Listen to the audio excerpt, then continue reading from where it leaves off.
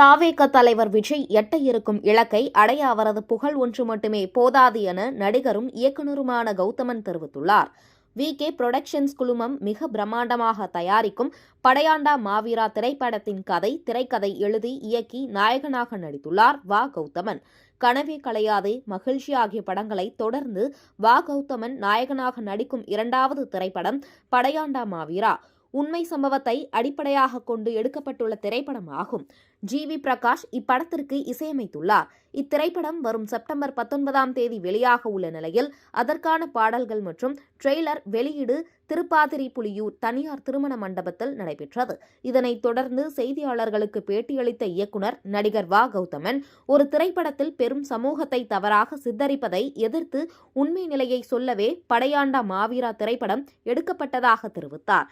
தொடர்ந்து தாவேக தலைவர் விஜய் அரசியல் பிரச்சாரம் குறித்த செய்தியாளர்களின் கேள்விக்கு பதிலளிக்கையில், தாவேக தலைவர் விஜய் எட்ட இருக்கும் இலக்கை அடையவே அவரது புகழ் ஒன்று மட்டுமே போதாது. எந்த சூழலிலும் மண்ணின் உரிமையை மீட்க போராடுவாராயின் அவர் வரலாற்றில் போற்றப்படுவார். அவருக்கு எனது தமிழ் பேரரசு கட்சியின் சார்பில் எனது வாழ்த்துக்கள் என தெரிவித்தார்.